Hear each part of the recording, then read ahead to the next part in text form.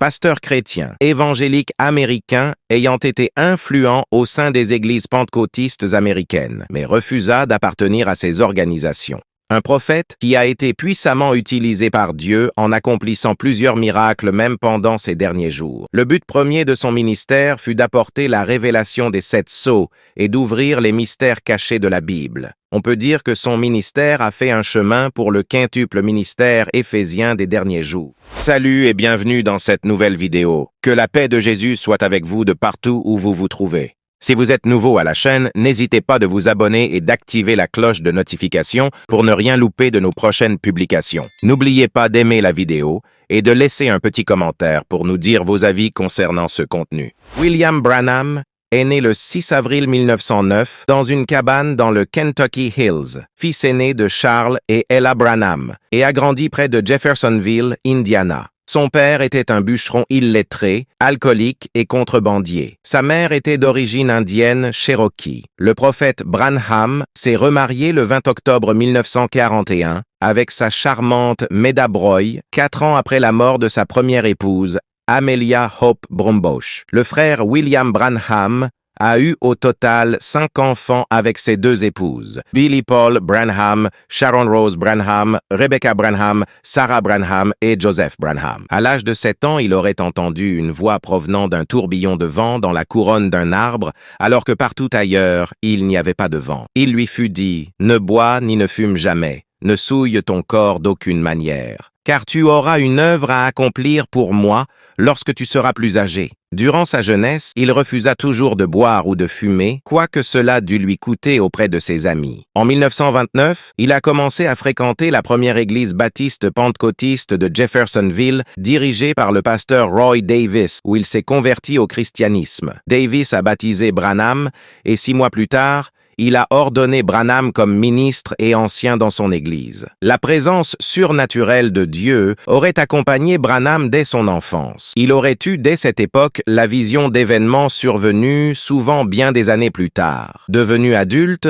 il fut ordonné ministre d'une église baptiste par le docteur Roy Davis. Peu après, il commença un ministère non attaché à une confession particulière, car il se sentait appelé au service de tous. En juin 1933, il tint sa première campagne d'évangélisation. À la fin de cette série de réunions, le dimanche 11 juin 1933, un service de baptême dans l'Ohio eut lieu devant environ 4000 personnes. Quelques centaines de nouveaux convertis se firent baptiser. Au moment où Branham était sur le point de baptiser la 17e personne, il pria Dieu en disant « Père, de même que je les baptise dans l'eau, veuille toi aussi me baptiser ainsi du Saint-Esprit. » C'est à cet instant que serait descendue du ciel une lumière brillante semblable à une étoile qui s'arrêta au-dessus de lui. De cette lumière aurait retenti une voix disant « De même que Jean-Baptiste a été envoyé comme avant-coureur de la première venue de Christ, ainsi seras-tu envoyé avec un message qui sera avant-coureur de la deuxième venue de Christ. » William est le fondateur du mouvement « La pluie de l'arrière-saison ». Il était convaincu qu'un ministre de l'Évangile doit être appelé par Dieu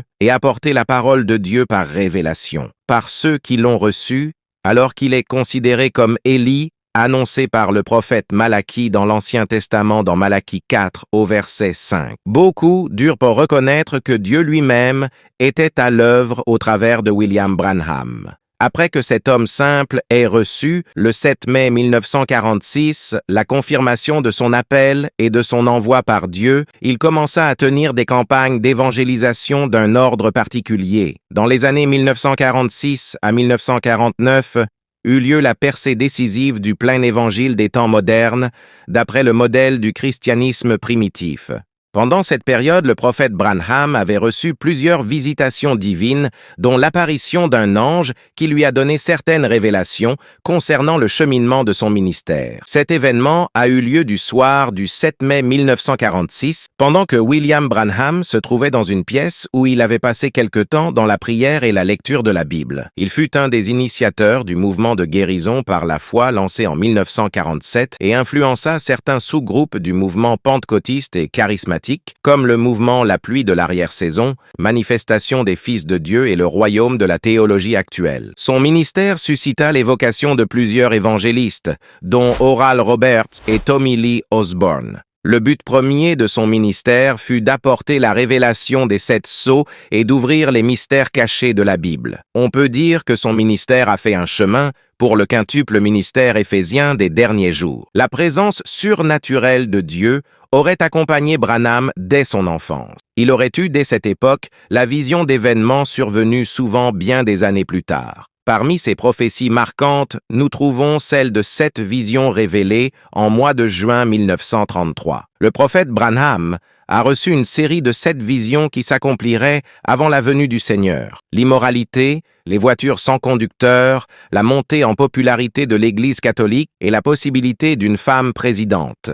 Et tant d'autres. En novembre 1949, William Branham a annoncé l'organisation des rassemblements en janvier 1950 à Houston, en Texas. La nouvelle s'en répandit très rapidement et des gens vinrent des environs, de telle sorte que toute la ville fut en ébullition. Les autres leaders spirituels critiquèrent ces rencontres. Parmi eux, le révérend Dr. Best convoqua la presse et organisa pour le 24 janvier 1950 une discussion publique avec William Branham sur le thème « Aujourd'hui des guérisons » à laquelle assistèrent environ 8000 personnes. Il invita aussi 2 photographes professionnels, James Ayers et Ted Kipperman. C'est le Dr. Best qui apporta le défi et il était opposé au Dr. Bosworth qui accompagnait William Branham et il fut prié de conduire la discussion. La discussion dura plusieurs heures. La foule se partageait entre les partisans de Branham qui criaient « Amen » et ses opposants qui criaient « Non ». Mais lorsqu'il fut demandé à l'auditoire « Combien d'entre vous ont déjà été guéris lors de ces réunions ?»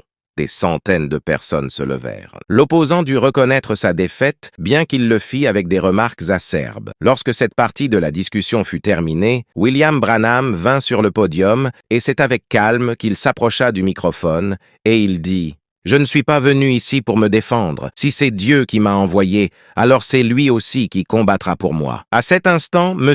Ayers prit une photographie sur laquelle se trouve une colonne de feu au-dessus de la tête de William Branham. La réunion s'était terminée tard, et il était presque minuit lorsque le photographe développa ses clichés. Il fut saisi de stupeur de voir ce signe surnaturel qui est la colonne de feu apparaître dans la photo. Et c'est cette photo qui a traversé le monde jusqu'aujourd'hui. Le 18 décembre 1965, William Branham et sa famille, excepté sa fille Rebecca, revenaient de Tucson, Arizona, à Jeffersonville pour les vacances de Noël. À l'est de Friona, Texas, vers la nuit, une voiture conduite par un jeune garçon de 17 ans, roulant à contresens, et percuta celle de William Branham. Le conducteur était ivre et fut tué sur le coup, ainsi que le passager avant. Les 2 passagers des sièges arrière furent grièvement blessés. Pendant ce terrible moment, on raconte, hormis le signe qui se fait voir dans le ciel, il y a eu un miracle qui s'est passé dans le lieu de l'accident à l'intérieur du véhicule. La femme de William Branham fut sérieusement grave et mourante. Ainsi, on apporta à Branham, qui était aussi à l'agonie, que sa femme était morte. À cet instant même, le prophète William Branham demanda à ce qu'il puisse toucher la main de sa femme pour la réveiller. Le prophète William fait une simple prière, demanda à Dieu de la ressusciter, et à l'instant même, sa femme revint à la vie. Je sais qu'il a bougé sa main droite et l'a posée sur elle. Et il a dit, « Seigneur, ne laisse pas maman mourir. Sois avec nous en cette ère. » Et la sœur Branham revient à la vie. Branham eut le bras gauche et une jambe écrasée. Extrait de la voiture au bout de 45 minutes, il fut transporté à l'hôpital de Friona, puis à celui d'Amarillo, où il mourut le 24 décembre 1965 à 5h49. Il fut enterré à Jeffersonville. Lors des funérailles, l'évangéliste américain Tommy Osborne lui rendit un hommage remarqué. Merci infiniment pour votre attention. Si cette vidéo vous a été utile, alors n'hésitez pas de le partager avec vos contacts pour une plus grande visibilité. Et n'oubliez pas surtout de nous dire dans le commentaire vos différentes impressions sur cette actualité. On vous dit à la prochaine publication et restez connectés sur notre chaîne God Blessed 243 Simplement Chrétienne.